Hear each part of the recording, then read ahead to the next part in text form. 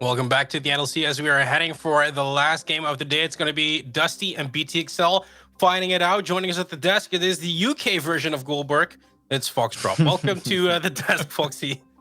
Thank you very much for having me here. Yeah, we had a really exciting, well, I would say exciting games. That's not really true. We did have an exciting game, the last game of that we just saw, and I'm looking forward to seeing the next one. I reckon that's going to be pretty poggies too. Yeah, Dusty versus BTXL. BTXL being one of the tournament favorites, always has been. It's always been about these two academy teams in the NLC. How has BTXL been doing it so far, Jamada? Just what we've expected from XL in general, just straight domination in almost every single game. A few, shaky moments here and there, but, even our super teams do have those. So looking towards Dusty, I think they're just expecting to kind of sweep them aside. I almost kind of feel bad for Dusty at this point because, you lose your first 3 games, and then you're like, hey, who's our 4th game? Oh, it's XL, the academy team. So, yeah, it's not going to be pretty. That's my expectation, Colin. But let's be fair, there's also a miracle waiting to happen, and maybe it's happening today here at the NLC as we are diving into the pick and ban. We see Seraphine taken out, Olaf being taken out. Not really the unusual suspects here, folks. Yeah, a lot of junglers being banned away, which we've seen so much during NLC, and not just NLC, honestly. Just all in all, across the world, everyone hates junglers. I think the world can unite against that, honestly. Screw junglers. And first pick here for BTXL, Hattrick is going to get his eye on the TF. I think he's played this one before. I kind of do consider Hattrick's quite a good TF player, so... Oh, wow. Ooh, I like that as an answer. Yeah. Camille plus Galio. Yeah, because the Camille plus Galio, that opens up some engage here, Jamada. What are we actually going to see from this Camille? Because, you're playing against Orome, and Orome is a pretty experienced top laner. Yeah, so with the Dusty response, right? It's kind of what I want to talk about in general. What's nice about this is the Galio can still kind of go bot, and if Legions feels like he wants to take something else into the TF, he can. But just in general, matching globals like this, it just means that TF might not necessarily have all of the freedom to make the plays that he wants on any wave, because Galio can just press a key and he will be there just as fast. I'm kind of curious about the Gnar lock-in into Camille though, because Camille is kind of considered a bit of a counter into the Gnar. So we'll have to see what XL are actually planning to do with the Gnar as the game kind of goes into the mid. Any thoughts on your side, Fox, about that? Yeah, legit. So Flaxish hasn't had the strongest performances so far in NLC. And we even saw a game where it was Chelm played Talia. And I think Flaxish got 2 kills in the lane phase, but he still wasn't really a factor, wasn't really an impact player. So I do wonder whether Orome, who I think are actually on the opposite side of things, is probably the best top laner we have here in NLC. If he just doesn't really care, he's just fine, I'll just play Gnar. Don't really mind about the 1v1, and then I'll, just be a bit more useful as it goes on, be a bit more of a big body. And at the same time, you can always attack a Camille on a side lane. I like, the Galio response, meaning you can try and hop into that as well. But if Camille does get a little bit crazy on the side, you have Twisted Fate, right? You can jump in and try and simmer down what she wants to do. Yeah, 2 more 80 carries being taken out by Dusty in the second ban phase here. XL answer with Graves and the Hecarim. That's a lot of junglers. Lilia's still open. Is that what they are aiming for here, Jamana? Dusty very easily could. I think it's probably the highest prio jungle still up unless I'm missing one. So I would maybe expect it. At the same time, though, Dusty have also... Hey, okay, right. Yeah. I think we're back in season 6, maybe. I think they're just going for something that uses Gore Drinker. That's it. Yeah, maybe. But what I was going to say is Dusty also banned out 2 AD carries because BTXL haven't picked up their AD carries. But at the same time, neither of Dusty. So they kind of just moved the prio list down a little bit in that same breath. So gonna have to see how they make this Jarvan work. Like we say, the Gore Drinker Jarvan could probably be the angle. Yeah, it's the combo with Galio has always been really scary with Jarvan. So you pop the engage, then Galio jumps on top, and you've got that the Cataclysm, which just locks everyone in, and then Galio bundles in as well. I do think though, when you look at the side of BTXL, who do you really catch in that combo? Twisted Fate, absolutely. Yeah. but that's kind of it. Honestly, like, you know, Nidalee jumps down. Okay, so we are going to get a mage in the bot lane. Jake was talking about this actually last game. If you listen to what he says, because he chats so much nonsense, but he was talking about how he wants to see more mages in the bot lane. And here you go, you're going to get Ziggs. Thoughts on both drafts so far, Jamada? I like this last second pivot actually to the Ziggs, because I think there's not too many AD carries that are up that can really match the lane priority that Xayah can sort of buy on her own. And you've got the Thresh there to give the Ziggs all the freedom in the world to kind of just overextend if he wants to. And there's not crazy amounts of hard engage from XL, so the Landon has even more value in that sense. And it's just going to be maximum range follow-up from all of this dive that Dusty have actually given themselves on the top side. To round it up, Foxdrop, XL is the heavy favorite here. Where is the win condition for Dusty if they want to make this work? I think they just got a bundle comp, just got all in. You know, like I mentioned it, Jarvan Galio, but then with the Ziggs as well, just throw his stuff in there too. You just basically lob everything you've got. Whoops, punching my mic there. Lob everything you have. Bow, bow, bow, just like that. Enthusiasm. Exactly. Yes. I'm a method actor, mate. And then you just hope that something blows up and it's not your Nexus. We'll have to see. We're going to head on over to our caster. It's going to be Gold, Bork, and Hipbrain. And you can put those names together however you want to, but we are going to the caster desk for our last game of the day. It's going to be Dusty versus BTXL. Gold rain, baby. Let's go. How's it going, mate? You all right? Yes, I've been waiting for this. And if you didn't say that, I was going to say it. Of course. All right, so XL versus Dusty. Obviously, a bit of an uphill climb, to be fair, for Dusty. As you're right, mate, just going up and down. No, like the camera is a bit weird, but go on, go on. What do you want to say? Right. So Dusty definitely got a bit of an uphill hill to climb here. However, we are seeing things like Hoy's locking in his Ziggs. This is a bit of a classic. If you've seen Hoy's for the last few years, this is a champion he does pull out from time to time. I'd call it his pocket pick. We've got finally a Galio mid. We've had Galio support quite a lot. This is the Predator Galio mid. Normally he pairs up with the Protobelt and just looks to roam around the map as much as possible. So I like what Dusty have put together. Is how they're going to execute it against arguably one of the strongest, if not the strongest team in the league. And one of the things with Dusty though, Jake, was they've had a lot of issues with their execution. So I think like you know in doubt what you're doing with this composition. You're going in and like you said, Hoy's here and it kind of signals your pick. If you watch the UKLC, you kind of always expected Archu to be the sixth guy. Also in the Nordics, we've always had Hoy's with this champion instead. And it does appear like we're watching a bit of cheeky invade coming out from BTXL, starting out with this one. A bit of a stacked stun card. Yeah, Flaxish going to take it. Gets caught onto and is able to jump away to safety. So not anything lost, not anything gained. I really like the way they approached that. Unfortunately, we had a toggle of vision, but you couldn't see it. But they hugged against that wall, so you couldn't see them until literally the last moment. Dusty are going to move in and just invade onto the red side. Not placing any wards yet, but expect to see some go down so they can use that as some information to track Marcoon. And that is perfect. Especially from the get-go, this is two team composition that rewards proactivity. So if you can stay one step ahead of your opponent, essentially that's a pretty good start for you to take a winning team fight. But we got to talk about the globals here because the other games we've had today, Jake, they're a bit slow-paced, right? But this, as I said, is two team comps that reward proactivity. We want to see the globals. We want to see them try to shut each other down. And with a Galio in the mid lane, with Predator, with Hatrix who's able to follow it up with his own Destiny and Gate, I think we're in for a good game already. Yeah, I think we're definitely going to be in for a scrappy one. I hope so, because bar that last game, they've been kind of sleeper the last few games we've had here today. I kind of liked it. I know you liked it, but that's because you like smart League of Legends. I don't.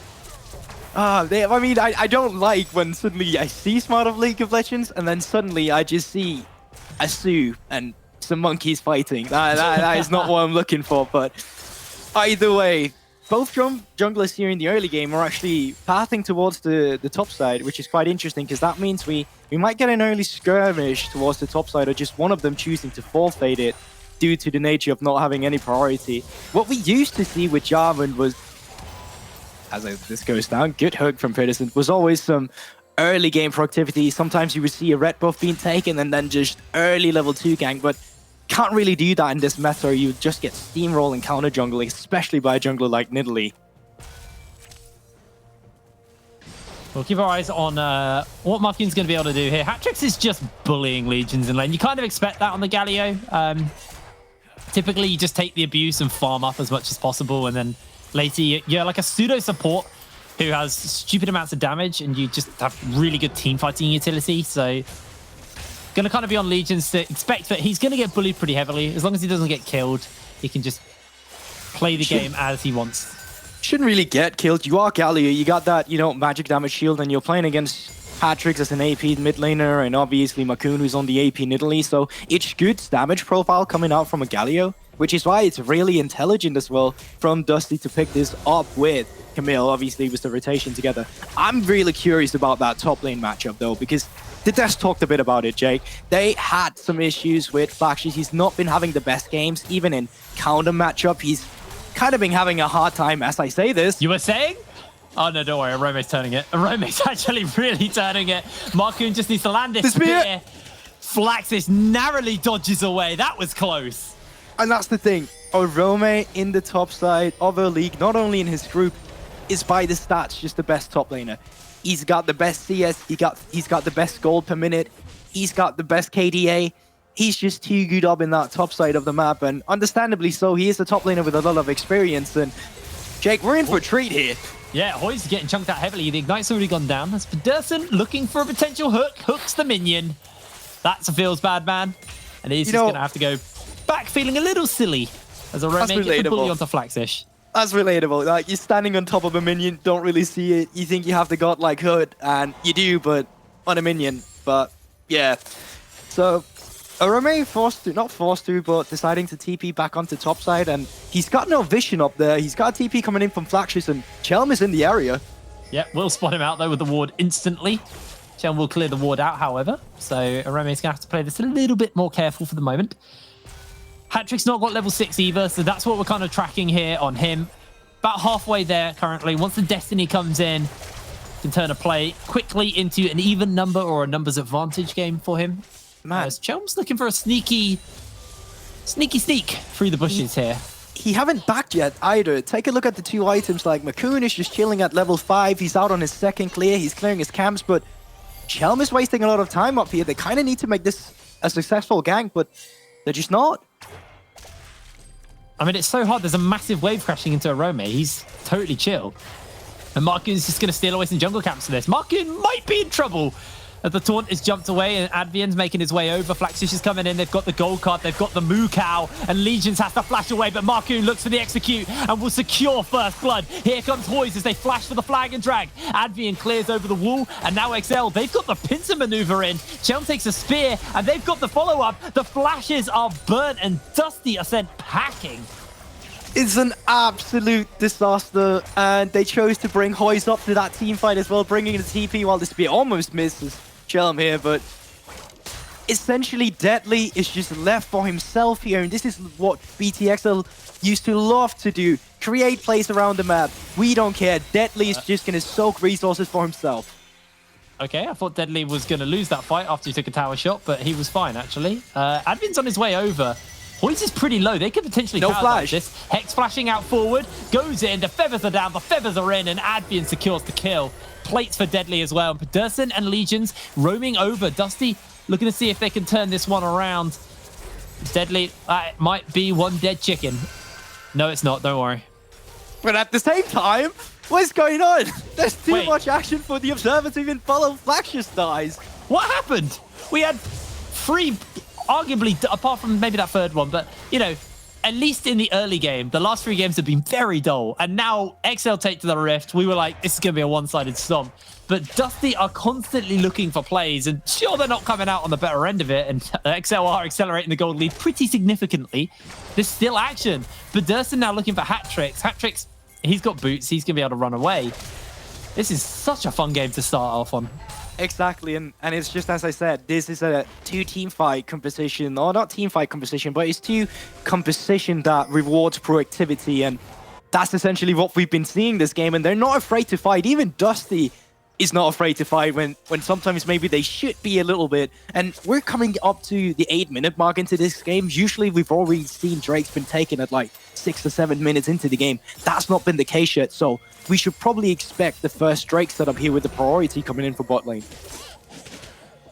Yeah, they are setting the area up for themselves. Markin's actually just farming away the jungle a little bit. Got a lead already over Chelm. And ward control coming in for XL. They're going to go back and get control of bot. They're actually ignoring the Drake for the moment. Man, they don't Markin's care. actually gone topside. I guess that he's just keeping the tempo up here. He knows he can keep the counter jungling going. He doesn't have to worry about them losing a Drake because he knows the priority's there and he knows that Hattrick will be able to join the fight almost immediately. But meanwhile, this is happening. Legion is moving up towards this top side, or maybe he's just moving up for some fruit. Yeah, the Destiny's being used, and Arome looking to turn around. They get the taunt, they get the gold card, and Arome slams the Galio into the walls. Markoon secures the kill with the spear, and we were baited. They don't care about Dragon. They're going for Rift Herald. Dusty's not allowed to play League of Legends today, Jake. That is just Legion's trying to move out. Alleviate flashes with a bit of the pressure, but, you know, essentially just plays with his own life. Okay, I'm just going to talking. You want to take over? Yeah, they get chunked. Carry on. Yeah, probably a good call, but for now, I'll start talking in a bit, and before you know it, someone's died again. Yeah, that's why I want you to talk. I want action. Every time you open your mouth, stuff happens. Okay, so Hattrick is moving up topside. Herald is essentially going to fall down here a bit, and it just has fallen down, so they should have information that someone is coming up here, but they don't know Hattrick is coming. Every time you talk, action breaks out. Hattrick's gonna get the gold card. In comes the big wombo, but everybody is outside of the pit already. Meanwhile, in the bot lane, Advian's taking a lot of tower shots. The Ignite is ticking, and Hoy's looking for the satchel. Advian is out of there. Hoy's can't secure the kill. It's just such a fumble in the bot lane. It's a disaster. The fact he just died there. So a lot of resources being invested onto the top side, which is great here. Let's take a look at the replay coming onto this. So great stun card coming out for this one. I don't know if you can say it's a great stun card, but this is synchronic flashes coming out from him. It's just perfect. And honestly, Markoon should die here. A bit of an overstep to dive this one, but with the Alistar ultimate just stays alive. And I guess that's just calculated in the end. Calculated. Love it. Legion's got his upgraded boots. He is fed up of getting gold carded and CCing and dying. So working with that one. I guess this is what it feels like to cast LPL, because my caller is like, I should talk Drake, so we're 10 minutes in, but no, fight. No, you are right. Every time you speak, fight, dead. And that is a dead Gnar. No, it's not a Arome! What is he doing? He's turning it. Legions is going low. What the hell?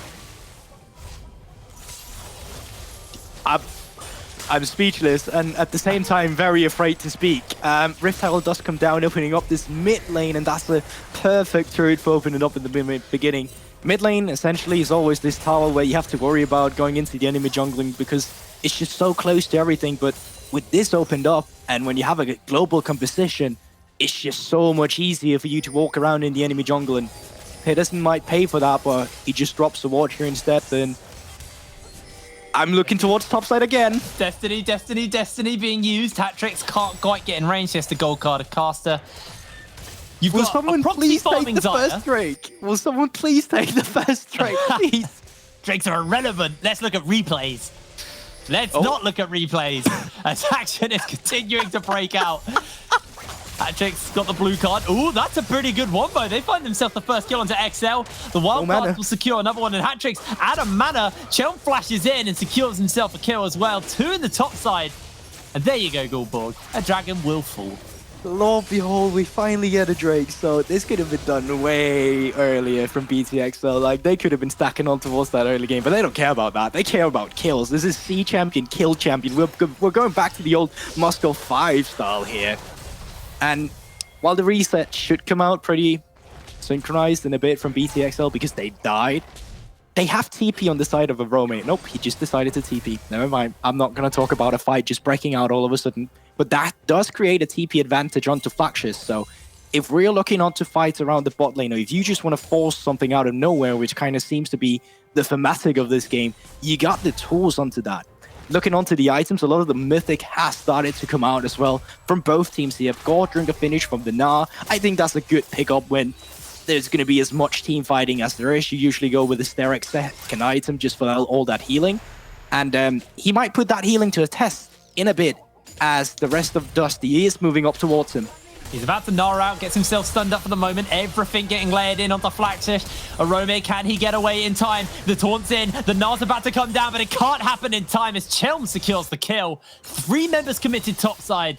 What else can they gain with that? Because bot lane, look at the CS difference between Hoyes and Deadly. It's not been a fun game for Hoyes. There's a reason why we don't see too many mages in the bot side right now. Also because the scaling coming out from AD carries with what now is the Gale Force or the Kraken Slayer for those who choose to build it. It's just so phenomenal for them. It is just a huge power spike. It's also the reason why you see even leagues like LPL has started to be kind of slow in the early game, but as soon as the Mythic items come through, they just decide to fight because it's just such a huge spike. We'll see what item we try to convert that into. 1,500 gold. How's enough to upgrade? It's the Gale Force. And all bar supports now. We're getting there. Flaxish actually hasn't. He's got the building of the Divine Sunderer, so should be kind of close. And after getting a kill and a bunch of plates, actually goes to the Triforce. Okay, sorry, that's Triforce as well. Still getting baited by some of the new items, or some of the item component changes, I guess. That's okay. Hey, Jake, what are you calling Twisted Faith's Mythic item? Oh, yeah, you flamed me earlier. So for anyone, we have a little chat where the production can talk to each other. And Gulbuk flamed me because I didn't realize it's not Hextech Protobelt anymore. It's just Rocket Belt. It's coming out of Prototype and they finished it up. You know, a lot of items that have been in Prototype for a while have been finished. Victor doesn't even have a Hex core anymore. It's out of Prototype. It's just finished. He just has it. Yeah, and I feel like specifically the Protobelt was a bit of an unnecessary name change. It was just for the sake of it to be a bit wonky. But here you see Deadly moving forward with the Gale Force, this power spike for these AD carries. I called him a chicken earlier, and actually he is a glorious eagle. Hunting the small Yordle. However, Hoy's able to survive. Meanwhile, Remy is shoving up in the top lane. No one's really dealing with him, and no one can actually move through the jungle to deal with him. And here's the thing, like, they've had so many issues just answering the individual players from the side of BTXL. Like, this gold lead obviously is from the open map already. There's only one inner turret left in the mid lane, but now with this Rift Tower coming down 15 minutes as well, you don't want to use this in the mid lane. You want to use it on the outer turrets. You don't want to get the inhibitors down just because we're only 15 minutes into the game. You don't want to give him the leash of picking up 90 gold every time the spawns a super minion because you can't really use that pressure for anything. There's no Baron, there's no thing that will help you just put the finishing touches to the game. But with 1 minute coming out in the Ocean Drake, and I see no real way of Dusty actually challenging this, I think that Dusty will just give it up and we will see BTXL continue having this pressure until they just decide to go for a desperation play, because that's kind of what we're looking for right now. We want to see this Camille Galio combo work now. Deadly getting jumped onto here. The taunt's going to get used. Great Feather Storm. He can pull them back. Everybody follows in. A lot used onto Deadly as the stopwatch will keep him alive. Avian slams down. They get the shutdown, but this is just Dusty losing everyone. But Dusty has to flash away. And XL continue the chase forward. Hatrick's gold card goes for the flash. Gets the slow as well. And that is one dead fresh.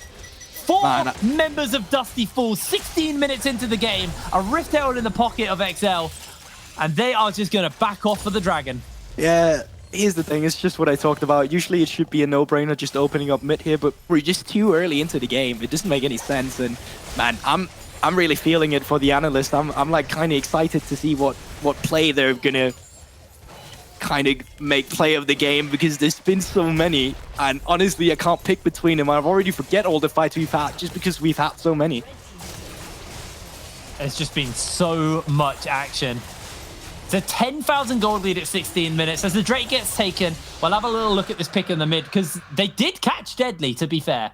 They did catch him, but here's the thing. That's some great feathers he's layered down. The stopwatch coming in, and I like the fact that you see Adrian waiting for the composition here. The red card, even following Galio in the Dark Passage, slowing down Pilliston as well, and that just means he's an easy pickup for the gold card.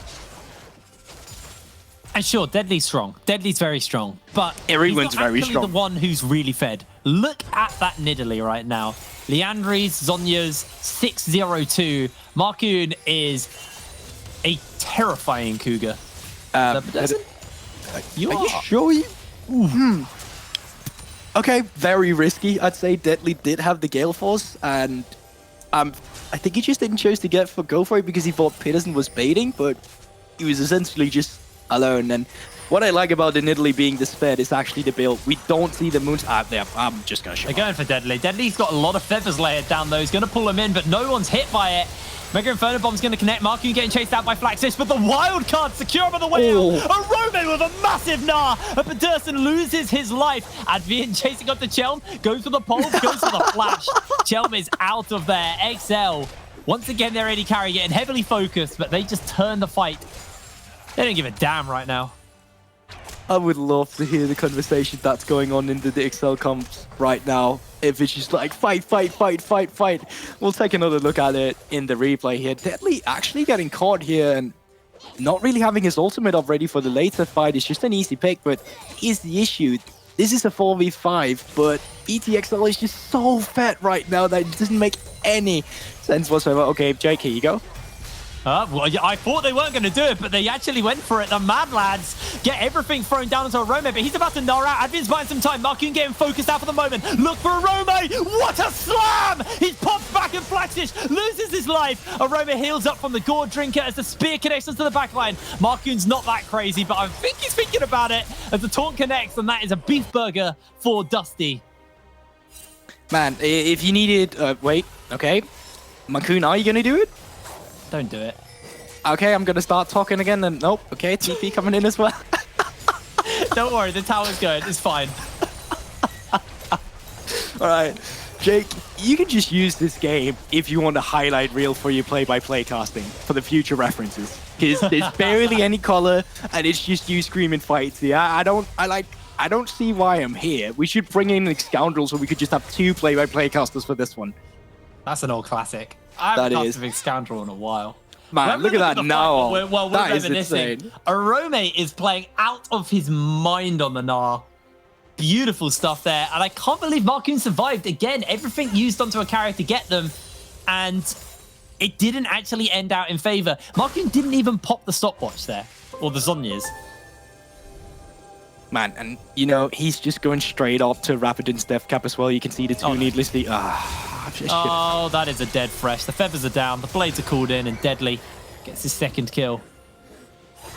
You know, it's just great setup from BTXL as well. Just 2 pink wards, one at the river from the start of the Baron and then towards the bush here. So they need to get some vision across this. But even if they get the vision, they're in no position to contest. And we're 20 minutes into the game and they're 12k gold lead ahead.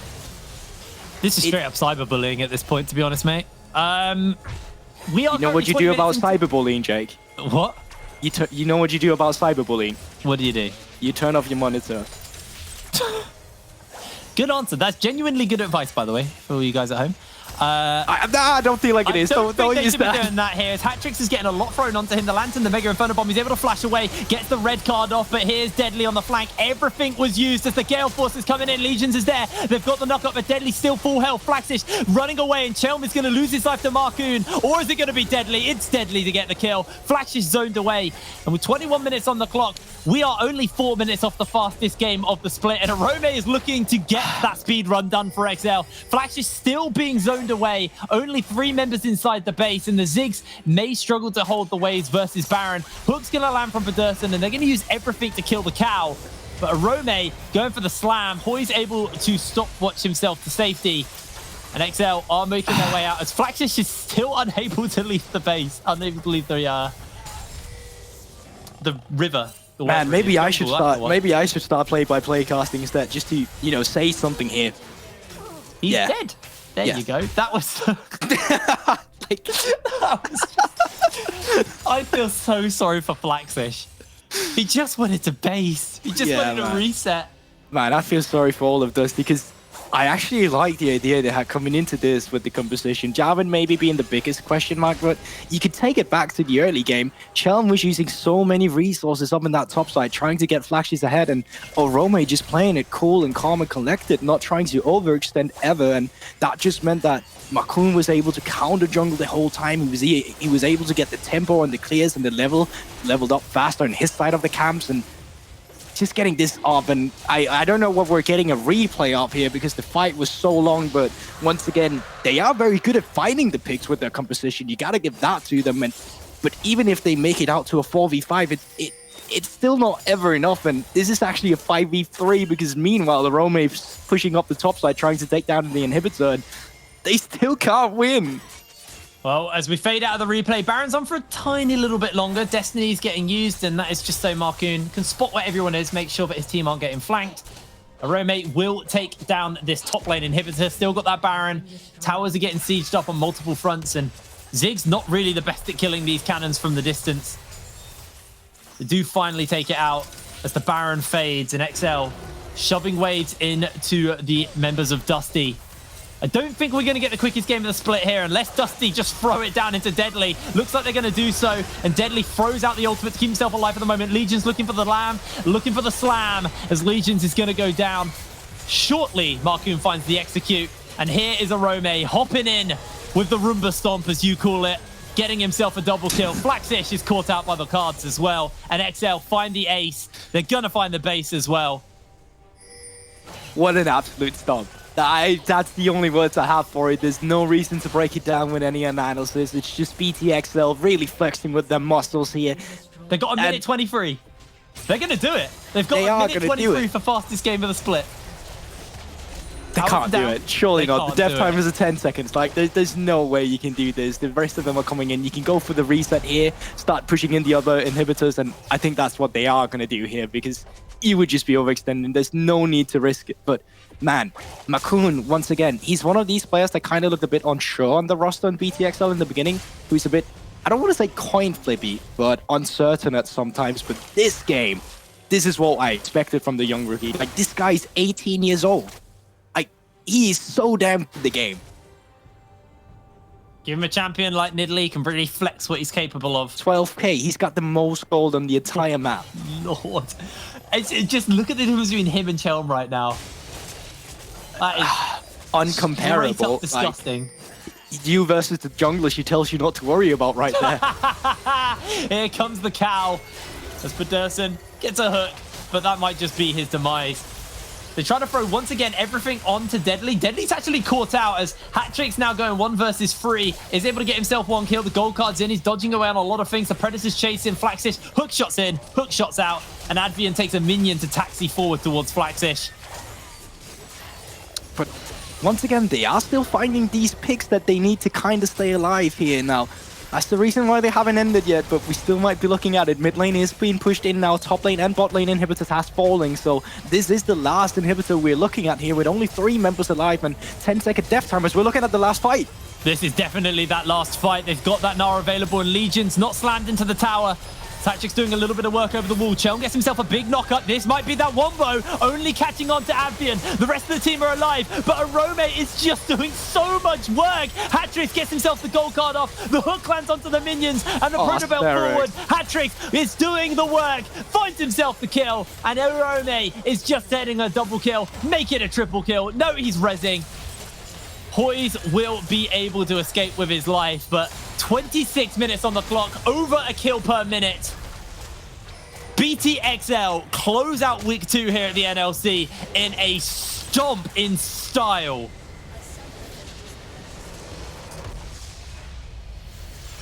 I'm honestly lost for words.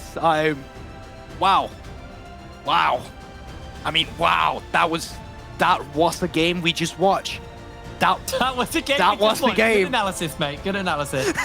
I mean, like, welcome back. I guess this is your first actual cast of the season. So I'm not really satisfied for it. I had a lot of points written down that I wanted to talk about as well. Things I wanted to dive into. Maybe some storylines for some of these players. I got a bit of Makun in there, but man, they were just overwhelmingly good. And I said that both composition was something that was rewarded by proactivity, but it was just BTXL every time being one step ahead of Dusty. And Dusty, they made valiant efforts to try and get some of these picks and fights, but 1 kill compared to getting ace, it's just not enough.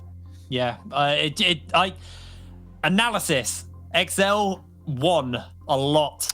They just won a lot there, and that's all I can really add to that. Honestly, this is the only game where my meme applies. This is the only game.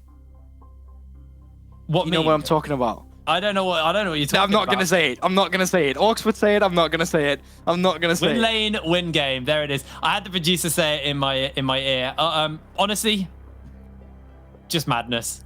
Just absolute madness. And I think it's time for us to give ourselves a rest and give your eyes a wonderful pleasure. You get to see 3 handsome chaps doing all their beautiful handsomeness, looking pretty and all. So, Colleen, over to you. Yeah, thank you, Hiprain and Goldberg.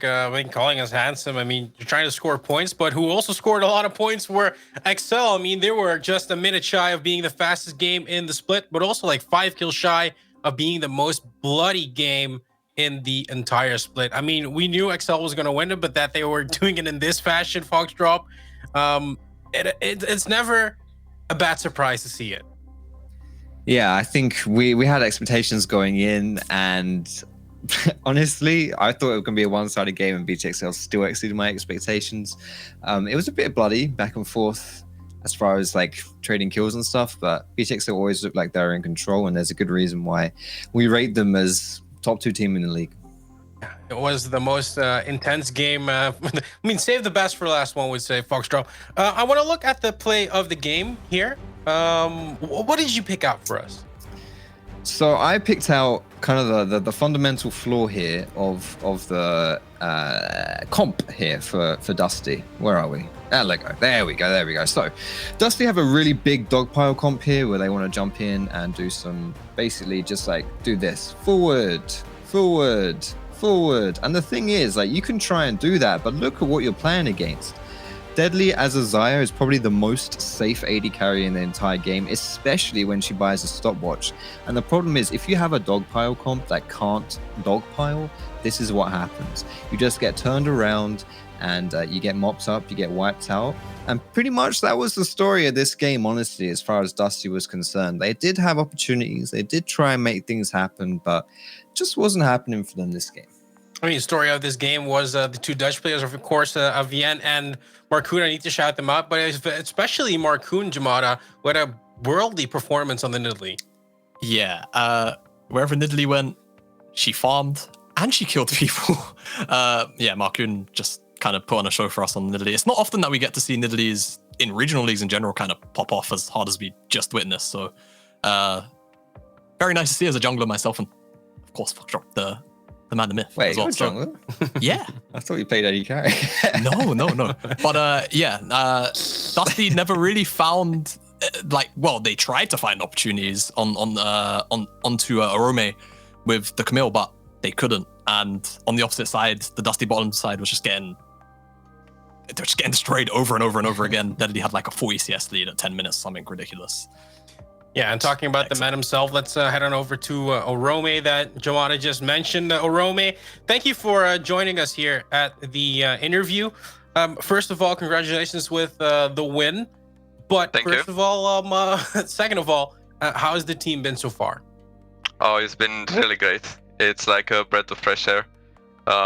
Being in this team, everyone is so willing to work with each other and improve. And I've never been in such a team environment where everyone is so motivated, and we are all good friends.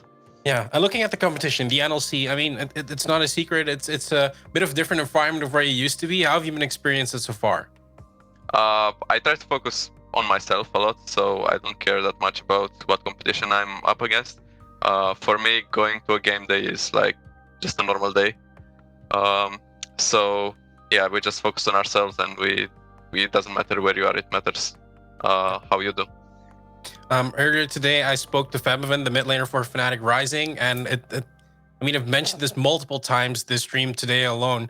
It's all about these academy teams. It's all about Fnatic Rising taking on BTXL. How are you looking forward to taking on Fnatic Rise? I mean, because in the end, there's only one team able to go directly to the group stage in European Masters. I don't think about that too much. Like, my philosophy is focus on yourself and do the best you can, and everything will be okay. No matter who you're up against, I think about it the same way. Even if it's Fnatic Rising, even if it's some other team, for me it's the same.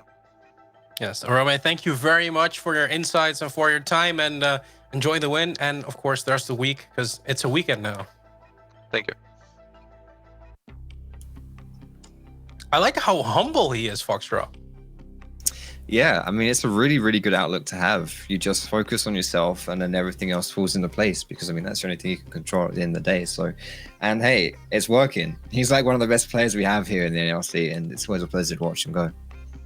Yeah. Before we wrap things up for today, let's look over the day, because let's be fair, that last game was the best game we've seen so far in terms of entertainment. But overall, what we've seen today, Foxdrop, is a lot of macro play of these games.